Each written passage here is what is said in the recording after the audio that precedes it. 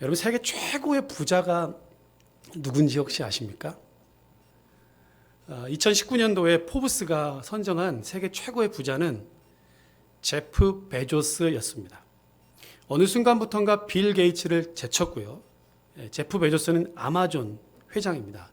예전에 이 아마존은 인터넷 서점으로부터 출발했는데 지금은 전 세계에 모든 물건을 다 거래하는 그런 큰 세계 1위의 부자가 되었습니다. 얼마인지 아십니까, 여러분? 1,400억 달러. 우리 돈으로는 168조 원입니다. 그게 얼만큼인지 모르시겠죠? 우리나라 예산, 2020년도 예산이 513조 원입니다.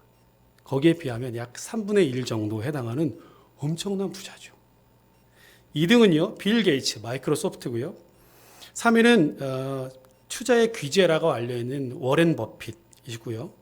4위는 루이비통 모에 헤네시의 베르나르 아르노라고 하는 사람의 가족들이 4위이고요. 이 가족들은 루이비통, 셀린느, 지방시 약 50개의 브랜드를 가지고 있답니다. 5위는 카를로스 슬림이라고 하는 멕시코의 그 통신회사 재벌이고요. 6위는 아만시오 오르테가라는 사람입니다. 누군지 모르시죠? 자라의 회장입니다. 7위는 오라클의 레리 앨리슨, 8위는 페이스북의 마크 주커버그, 9위는 블룸버그 통신의 마이크 블룸버그이고요. 10위는 구글의 CEO인 레리 페이지입니다. 우리랑 상관없는 일이니까. 그래서 제가 찾아봤지 않습니까? 우리나라는 그럼 제일 부자가 누구겠는가? 그래서 제가 찾아봤더니 바로 홍길동이었습니다. 못 믿으시겠습니까? 가까운 주민센터나 관공서 가보십시오. 웬만한 토지대장의 주인은 홍길동입니다. 어디 그뿐입니까? 은행에 가보십시오. 은행 모든 통장들의 주인은 홍길동입니다. 아마 이 워렌 버핏이나 이런 사람들보다 훨씬 더 부자이지 않겠나 이런 생각이 듭니다. 우리랑 너무 상관없는 이야기니까 그냥 한번 웃어보자 이런 얘기예요. 오늘 본문에 한 부자의 이야기가 우리에게 소개되고 있는데요. 어떤 해에 풍년이 들었어요. 이 부자의 밭에 소출이 너무 풍성하게 맺혔습니다. 평생 농사를 지었는데 이렇게 많이 농사를 지어본 적은 난생 처음인 거예요. 어느 정도냐면 어디 쌓아둘 곳이 없을 정도입니다. 너무 많이 거둬들였으니까 이제는 또 걱정이에요. 그래서 고민하다가 올커니 내가 창고를 다시 더 크게 지어야겠다. 그래서 기존의 한 창고를 허물고 더 크게 지으려는 계획을 세웠습니다. 거기에다가 모든 곡식과 물건들을 다 쌓아두고 몇 년 동안이나 걱정 없이 살 것을 생각하니까 표정 관리가 잘 안 돼요. 입가에 미소가 떠나지 않습니다. 아무리 생각해 보아도 안 먹어도 막 배가 부르고 너무너무 굿 아이디어다 이렇게 생각하고 있습니다. 여러분 이렇게 살아봤으면 좋겠죠. 홍길동만큼은 아니더라도 이 정도 걱정 없이 아무 염려 없이 살았으면 참 좋겠다. 다른 욕심 부릴 것도 없이 요즘 젊은이들이 말하는 것처럼 소확행, 소소하지만 확실한 행복 이런 거 누리면서 살고 싶다라는 생각을 다 해보셨을 겁니다. 그런데 이 부자에게 그때 하나님의 음성이 들렸어요. 20절인데요. 하나님이 이르시되 어리석은 자여 오늘 밤에 내 영혼을 도로 찾으리니 그러면 내 준비한 것이 누구의 것이 되겠느냐? 일단 하나님께서요. 이 부자를 향해서 어리석은 자다 이렇게 말했어요. 게다가 오늘 밤에 내 영혼을 도로 찾겠다 이렇게 말씀하셨죠. 무슨 말이에요? 너 오늘 죽는 거야. 오늘이 마지막 날이야. 네가 죽으면 그 많은 재산이 무슨 소용이 있겠냐 이렇게 말하는 거죠. 얼마나 억울한 일입니까? 그죠? 그런데 뭐가 잘못됐냐 이 말이에요. 그저 열심히 일했고요.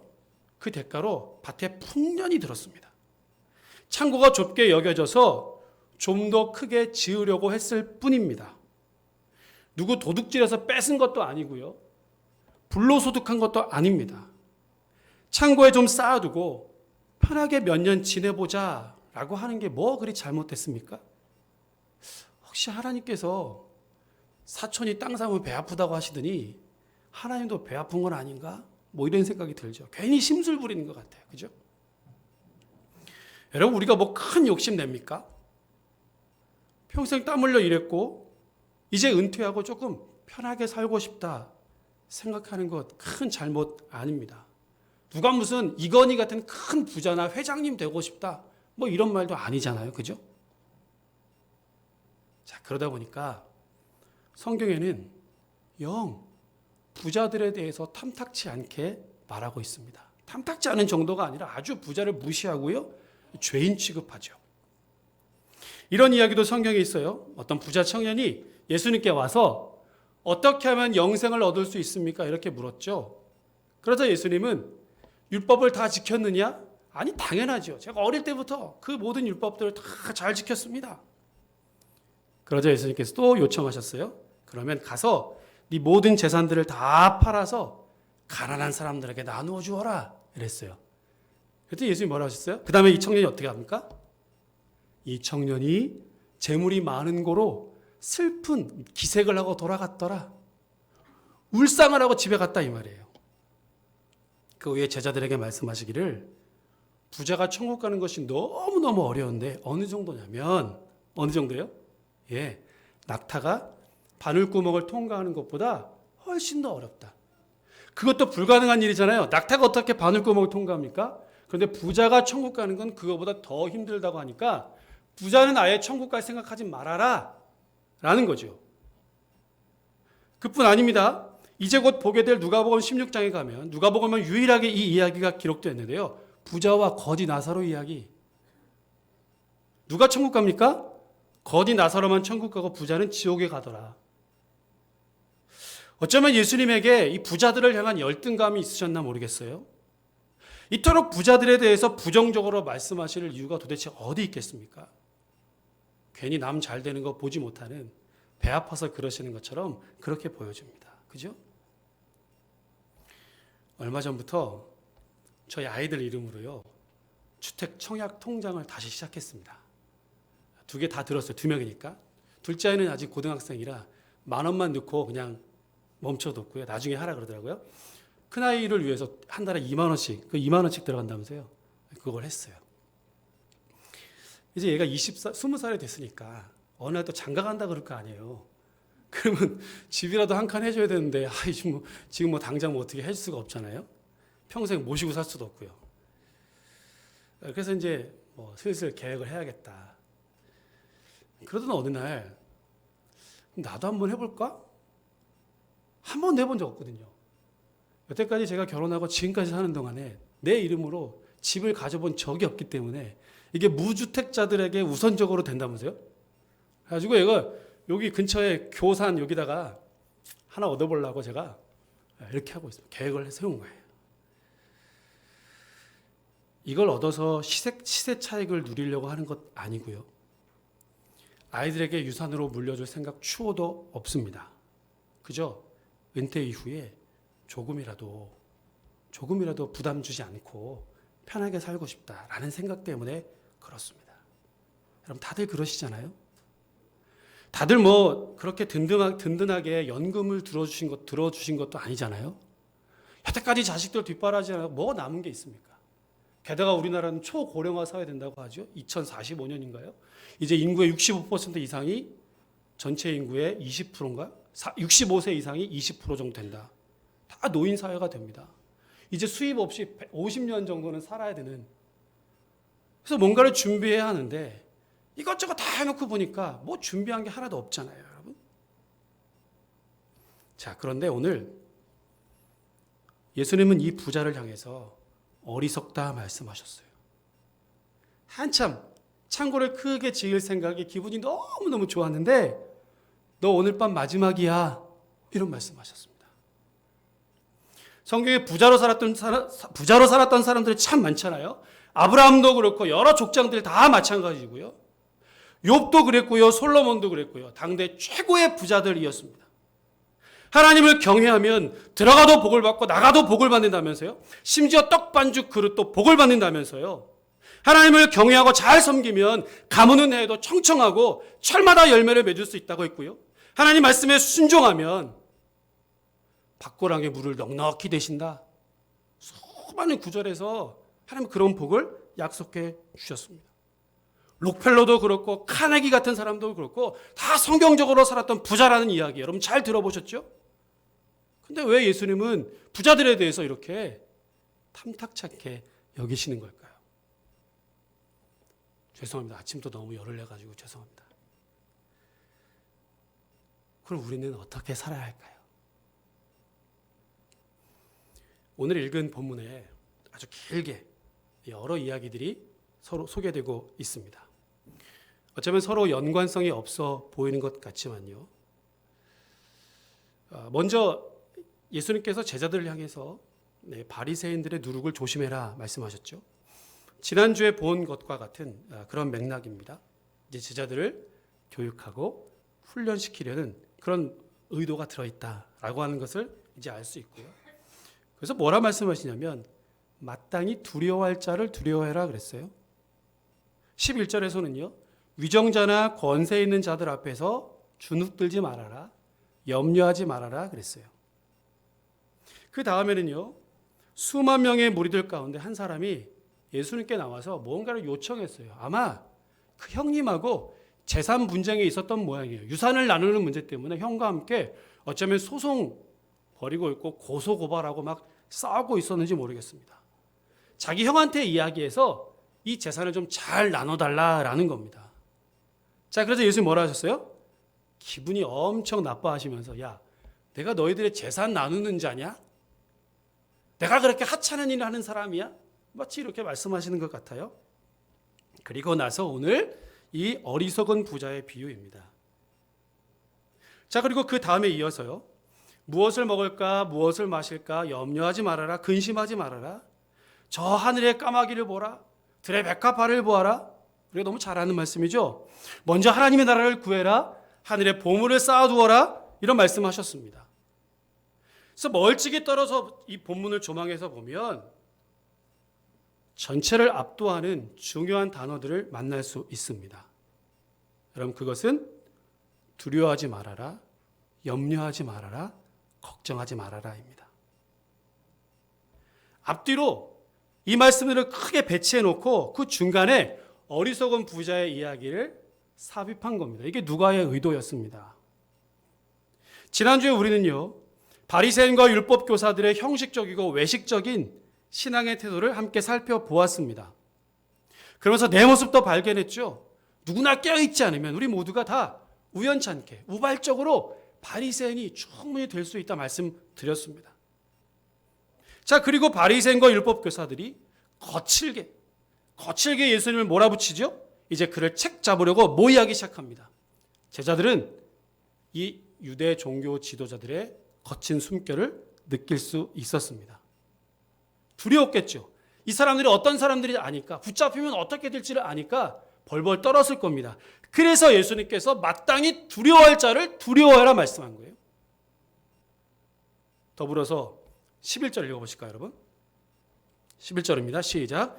사람이 너희를 회당이나 위정자나 권세 있는 자 앞에 끌고 가거든 어떻게 무엇으로 대답하여 무엇으로 말할까 염려하지 말라. 마땅히 할 말을 너희에게 가르치시리라 하시니라. 아멘. 겉으로는 율법을 잘 지켜요. 잘 지키려고 노력합니다. 그런데 누구보다 돈을 사랑하고 탐심이 가득했습니다. 그래서 그들을 두려워하지 말라라는 거예요. 그들이 외식을 지적한 겁니다. 먹을 것 입을 것도 마찬가지예요. 하늘의 까마귀도 들의 백합화도 심지어 아궁이의 불쏘시개로 던져지는 들풀도 하나님께서 먹이시고 입히시는데 하물며 하나님의 백성일까 보냐? 여기서 아멘 해야죠. 하물며 하나님의 백성이겠습니까? 이미 하나님께서 우리의 모든 필요들을 알고 계시는데 그래서 채워주실 것인데 굳이 걱정하고 염려할 필요가 어디 있겠냐 이 말이에요.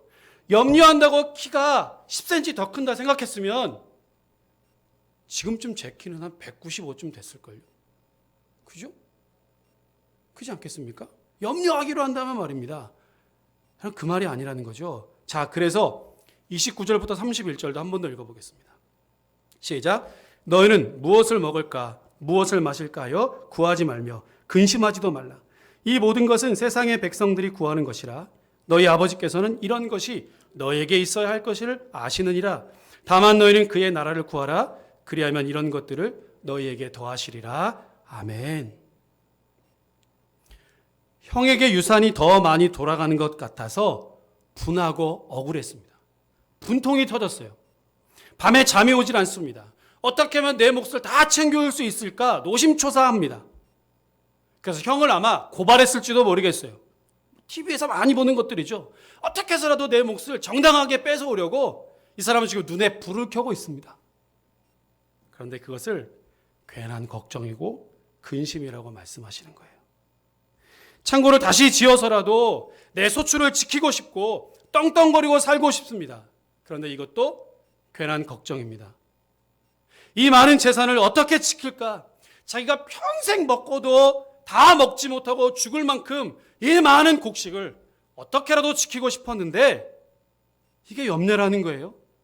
창고의 곡식이 썩어 나가더라도 당장 굶어 죽는 사람들 눈에 보이지 않으니까 이 사람을 향해서 어리석은 부자라고 말씀하는 겁니다. 그저 자기만을 위해서, 나를 위해서 재물을 쌓아두었으니 얼마나 가난한 사람이겠냐, 이 말씀이에요. 예수의 요지가 바로, 말씀의 요지가 바로 이것입니다. 어떤 중국 부자가 10살 아들한테 이렇게 말했대요. 일주일 동안 너 용돈 얼마나 필요하냐? 그랬더니 이 아들이 1,000원 주세요. 그랬대요. 그래서 아빠는 인심을 쓰면서 2,000원을 주었답니다. 그리고 일주일 뒤에 물었어요. 용돈 얼마나 남았냐? 계산대로 하면 1,000원 남았을 거 아닙니까? 일주일 동안 1,000원 필요해서 줬으니까. 아들은 대답을 하지 못하고 고개만 푹 떨고 왔답니다. 여러분, 왜요? 다 까먹은 거죠, 뭐. 다음날 아빠가 이 아들을 데리고 산으로 올라가서요, 낭떠러지 끝에 세웠습니다. 거기에 소나무 한 그루가 있었는데요, 천길 계곡 밑으로 뻗어 있는 가지에 이 아들을 매달리게 했습니다. 그리고 나서 조금 있다가 한 손을 놓으라고 명령합니다. 아들의 얼굴이 이제 완전히 흙빛으로 변했어요. 그리고 두 손 싹싹 빌면 떨어지죠. 아버지한테 살려달라고 막 애걸복걸 막 구걸을 합니다. 아버지 잘못했어요. 다시는 안 그럴게 막 그랬겠죠. 그래서 아버지가 남 어디 손도 놔라 이러는 겁니다. 죽으라는 것이죠, 여러분. 그리고 나서 한참 있다가 아버지가 이 아들에게 이렇게 말했대요. 네 손에 돈이 들어오면 그렇게 꽉 붙들고 절대로 놓지 말아라 그랬답니다. 이 아이가 어떻게 자랐겠습니까? 물론 근검절약해라 이런 말로 들릴 수도 있겠죠. 생명 걸고 수중에 있는 돈 지켜야 된다. 너무 여러분 악착같이 그렇게 하라라는 것으로 들리지 않습니까? 기분이 영 저는 좋지 않더라고요. 혹시 부자는 됐을지 모르겠습니다만 다시 처음 질문으로 돌아가 볼까요? 부자는 천국에 갈 수 있겠습니까? 없겠습니까? 진정으로 부자가 가는 천국은 없단 말입니까? 노후에 편하게 살 집 한 칸이라도 마련해야 할 텐데 이것을 걱정하는 것은 잘못입니까? 떵떵거리는 정도는 아니라도 그저 남부럽지 않을 정도로 살고 싶다는 이 소박한 바람은 죄입니까? 그러면 주택 청약 통장 지금이라도 가서 해약해야 할까요? 아닙니다, 여러분. 그게 무슨 죄가 되겠습니까? 그런 바람 자체는 죄는 아니지요. 그럼요. 그것 때문에 두려움이 생기고 염려와 걱정과 근심이 생기고 밤에 잠이 오지 않을 정도로 설친다면, 그래서 화병이 난다면 다시 한번 생각해 보자라는 겁니다. 이 정도면 괜찮지 않습니까? 목사님, 이 정도면 소박하지 않아요? 여러분, 근데 그 정도가 어느 정도입니까? 40평이면 되겠습니까? 50평짜리 되겠어요? 아파트 2채나 3채 정도면 뭐 괜찮겠습니까? 여러분, 120평짜리 아파트 가보신 적 있습니까, 혹시? 전 한번 가봤거든요. 집에서 자기 남편 들어왔는데 전화하더라고요. 어디 숨었는지 보이지가 않습니다. 너무 우리가 재물에 대해서 방심하고 있는 거예요. 만만하게 보지 말자는 겁니다. 돈이 그만큼 호락호락하지 않습니다. 그 정도로 멈추어지지 않습니다. 마치 브레이크가 고장난 자동차와 같습니다. 멈춰지지 않아요. 그것이 재물의 특징입니다. 이것은 소박한 바램으로 멈추지 않고요. 항상 탐심으로 계속적으로 확대됩니다. 여러분 기억하십시오. 돈 자체는 가치 중립적인 것이죠. 이것이 옳은 것, 틀린 것 이렇게 말할 수 없습니다만 이미 그것이 내 삶을 좌우하고 있다면, 그것 때문에 밤잠을 설치고 있다면, 그것 때문에 소송을 불사하면서 싸우고 물고 뜯고 있다면 그럼 그것은 이미 죄입니다.